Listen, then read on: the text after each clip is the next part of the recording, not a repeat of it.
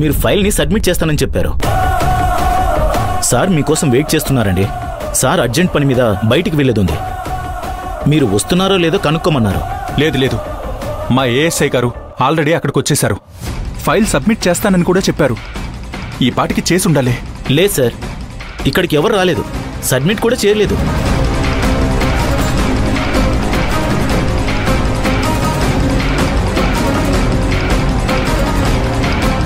Submit చేయలేదా? అసలు ఏం జరుగుతుంది?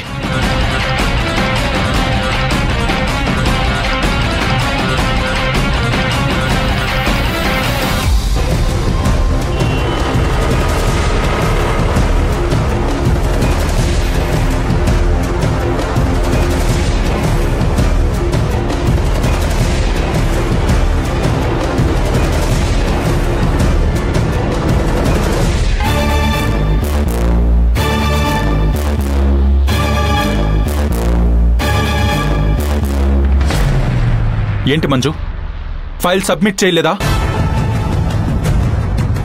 సార్, అది ఫైల్ మిస్ అయింది.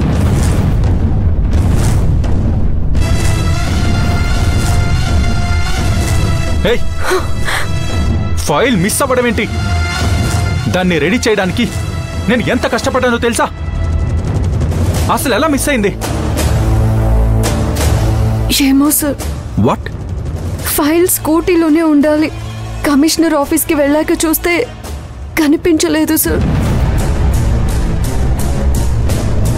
సార్, ఇక్కడ సంధ్య వాళ్ళ అమ్మను హాస్పిటల్కి తీసుకువెళ్లారని, ఆ ఫైల్ నన్ను కమిషనర్ ఆఫీస్లో ఇవ్వమంటే ఇస్తానని స్కూటీలో పెట్టుకుని వెళ్ళాను సార్. మధ్యలో ఇద్దరు రౌడీలు కత్తులతో గొడవ పెట్టుకుంటుంటే నేను వెళ్ళి ఆపాను సార్.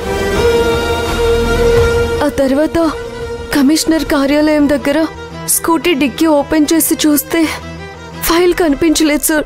ఆపు మంజు, నాకు తెలుసు నువ్వు ఆ ఫైల్ని ఆఫీస్లో సబ్మిట్ చేయవని. ఏంటి సార్ మీరు మాట్లాడేది? ఆ మినిస్టర్కు వ్యతిరేకంగా ఉన్న వాళ్ళంతా సాక్షులుగా సంతకం పెట్టారు. వాడు చేసిన తప్పులన్నింటికీ ఆధారాలు ఉన్నట్టుగా తయారు చేసిన ఫైల్ అది. అది నీకు తెలిస్తే మీ ఆయన సత్యకు చెబుతావేమోనని నేను దాన్ని రహస్యంగా ఉంచాను. అందుకే ఆ ఫైల్ నీకివ్వకుండా సంధ్యకిచ్చి పంపించాను. అది అనుకోకుండా నీ చేతికొచ్చింది. ఇదే సరైన టైం అనుకుని ఆ ఫైల్ని సత్యకిచ్చుంటావు. సార్, అలా మాట్లాడకండి. నేను డ్యూటీలో ఎప్పుడు తప్పు చేయను సార్.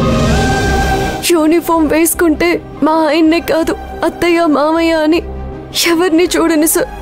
ఆ విషయం మీకు కూడా తెలుసు కదా సార్. మా అత్తయ్య గారిని తీసుకొచ్చి స్టేషన్లో కూర్చోబెట్టాను కదా సార్.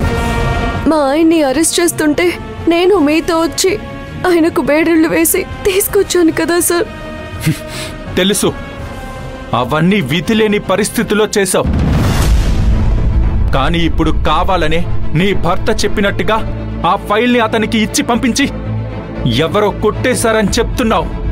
లేదు సార్, నన్ను నమ్మండి, నేను నిజమే చెప్తున్నాను. ఒక ఫ్రాడ్ పొలిటీషియన్ దగ్గర పనిచేస్తున్న నీ భర్త, అలాంటి వ్యక్తి నువ్వు ఒక్కచోట ఉన్నారంటేనే అసలు నేను నిన్ను నమ్మకూడదు.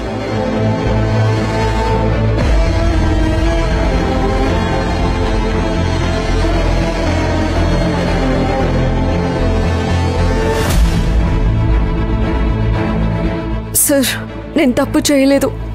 ఆ ఫైల్ ఎలా పోయిందో నాకు తెలీదు. నా దగ్గర ఉన్నప్పుడు పోవడం జరిగింది. కాబట్టి నైతిక బాధ్యతను వహిస్తూ నేను నా జాబ్కి రాజీనామా చేస్తున్నాను సార్.